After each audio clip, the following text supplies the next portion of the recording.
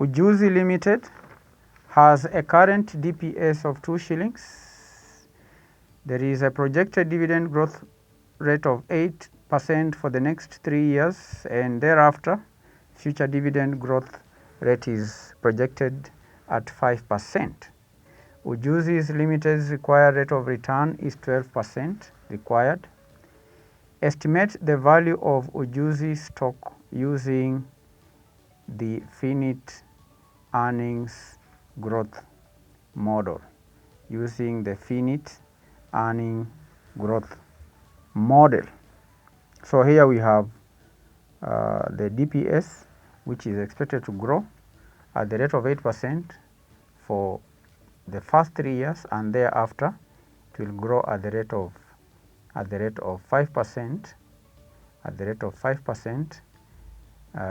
thereafter, and the required rate of return is 12%. The required rate of return is 12%. So that is the question. So let us answer the question here. Illustration: we are required to calculate the value of a dividend using the finite method. We had the formula here. We saw that you need to get the sum of the dividends paid in T years, the sum of the present value. This is the sum of the present value when we have 1 plus KE as a denominator here. It means we are discounting. So we discount. So in other words, we can write that the DPS at the end of year 1, we discount it at 1 plus KE raised to 1, then plus DPS at the end of year 2, we're discounting at 1 plus KE raised to 2, plus DPS at the end of year 3, discounted at 1 plus KE raised to 3. Then we add, because here there are 3 years. 3 years, the dividend is expected to grow at the rate of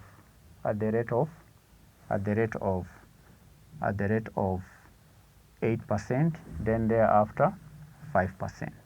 Then we add the present value of the terminal price, PN, terminal price of a share, that is PN over 1 plus KE raised to N.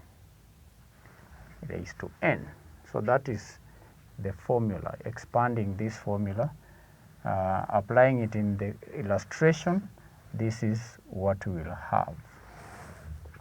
Now, candidates, the DPS, we are told from this question that Ujuzi has a current DPS of 2 shillings. Current DPS of 2 shillings. There is a projected dividend growth rate of 8% for the next 3 years. So we are going to grow this dividend at the rate of 8% for the first 3 years. That's what we are going to do first. So we have we can decide to put this in form of a table. We can have here year 1, year 1, 2, and 3. Year 1, 2, and 3. In year 1, this dividend is expected to grow at the rate of, at the start the dividend is at 2 shillings, and we need to compound it at the rate of 8%. At the rate of 8%. 1. This will give us the value of this dividend at the end of year 1. So we'll multiply 2.08. This is 2 times 1.08. So at the end of year 1, the value of this dividend will be 2.16. At the start of year 2, the value of the dividend is 2.16 shillings. We grow it again at the rate of 8%. 1 at the end of that year, we're going to have times 1.08. This is 2.16 times 1.08. At the end of year 2, the dividend will grow to 2.33 shillings. Then at the start of year 3, the value of the dividend is 2.33. Then we grow it again at 8%, 0.08. 1, we grow this 2.33 times 1.08. This is equal to 2.52 shillings. So this is the future values. Okay, this is the future value of the dividend. So we are through up to this point. We've calculated the dividend. DPS year 1, we have it here. DPS at the end of year 2, we have it here. DPS at the end of year 3, we have it at 2 shillings and 52 cents. We'll come to this later. We can now then compute the present value. The present value, because remember, the value of the share is the present value of the expected dividends during the holding period. The holding period is 3 years. So these are the expected dividends. Expected dividends. Expected dividend. These are expected dividends for the holding period. But the value we've seen is a present value of expected dividends. So we need to discount, okay? Discounting is getting the present values of these future values. They are expected. At the end of year 1 is expected the dividend will grow to 2.16 shillings. At the end of year 2, the dividend is expected to grow to 2.33 shillings. At the end of year 3, the dividend is expected to grow to 2.52 shillings. This is expected dividend. So we get the present value. And how do we do that? We are going to discount this expected dividends by a factor, what we are calling the present value interest factor, at the rate of 12%. We are told in the question that the required rate of return is 12%. The required rate of return is 12% N. So this we read from the tables. The present value interest factor tables, 12% at the end of year 1. What is the factor? The factor is, reading from the tables, 0.88929.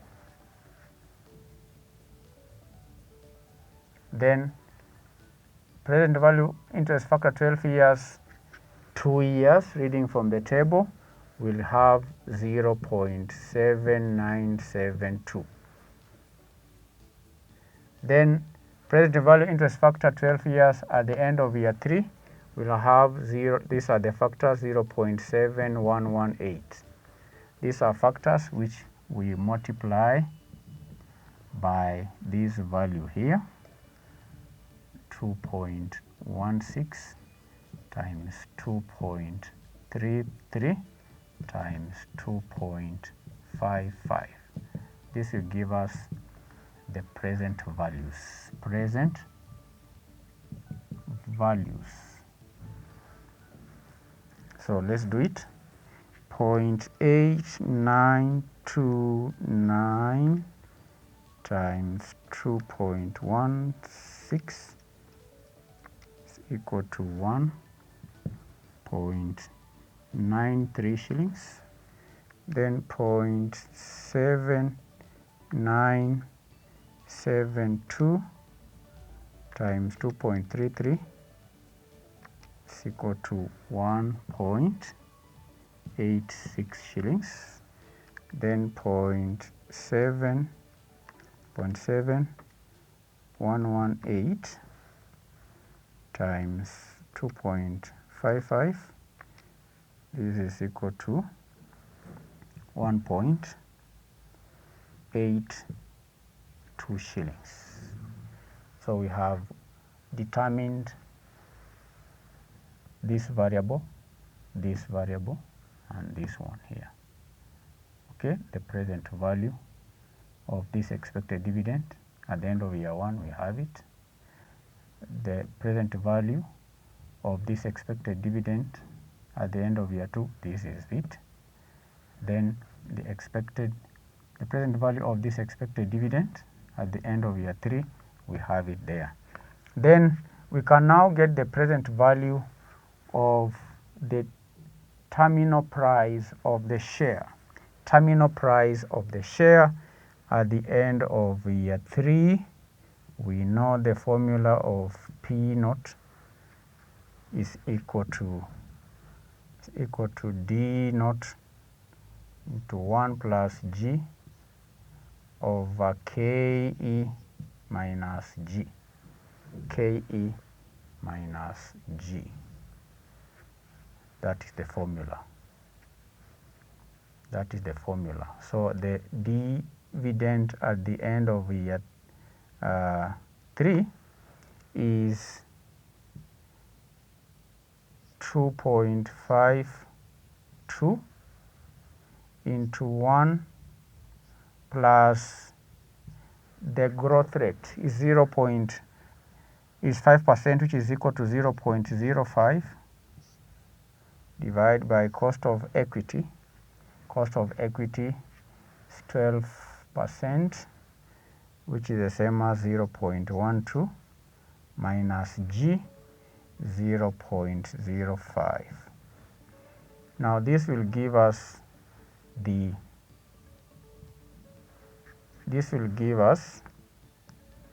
value of a share. Value of a share. I want you to get an understanding. Terminal value, terminal price, which you have said is the expected price of a share. The expected price of a share at the end of the holding period. Value of a share. And this formula candidates, we've just derived it from the formula KE is equal to D naught dividend, current dividend, times 1 plus G, that will give us the expected dividend, divided by the market price of share P naught plus G. This is the formula for determining cost of equity. It is because of this formula that we are going to use this formula to get the value of the share, the value of the share. So we'll simply make P the subject of this formula. So first we will deduct G on both sides. So we'll have G on both sides. So here we'll have KE minus G being equal to D naught 1 plus G, 1 plus G. Okay, this will cancel out with that. Then over P naught, over P naught, over P naught. So let me extend here. KE minus G is equal to D naught 1 plus G over P naught over P naught. So from here we can do cross multiply. We multiply like that, so that here we'll have P naught times KE minus G being equal to D naught 1 plus G. Then we divide KE on both sides, dividing KE minus G on both sides, KE minus G. This will cancel out with that. Then we'll have P naught being equal to D naught 1 plus G over KE minus G. This is the formula we are using to get the value of a share. P naught is the market price of a share, and that is what we are calling here the terminal price, which is the expected price of a share at the end of the period. So that one is determined by using our formula here. So the value we are going to get will be the expected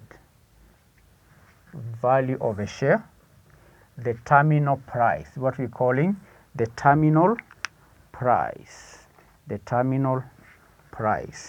and this will be equal to 2.52 times 1.05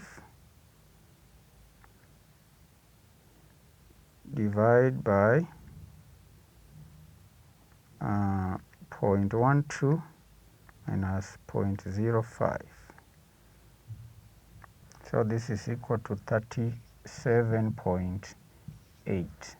37.8 shillings is the expected value of the share. We will then discount it at 0.7118.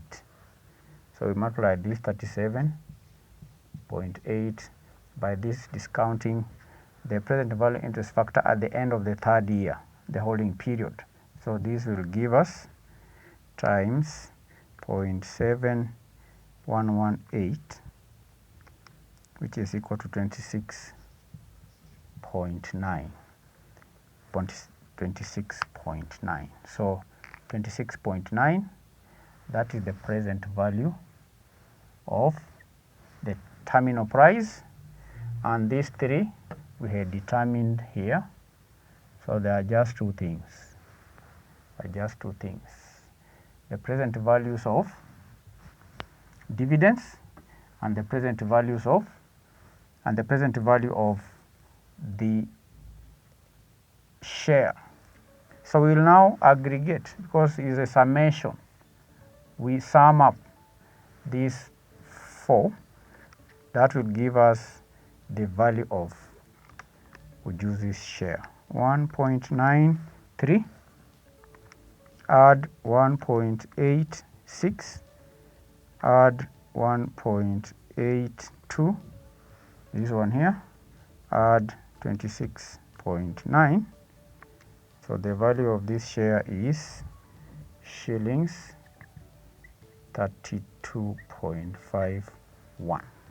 32.51 is the value of the share. The question is, estimate the value of Ujuzi stock using finite earnings growth model. That's how to use the model in determination of ordinary share.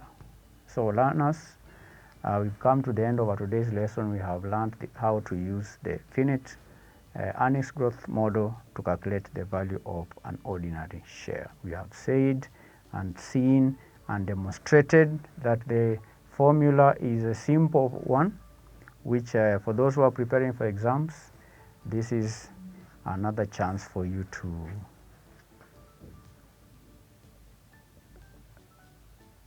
record this in your memory. Add this formula to the other formulas we've been studying.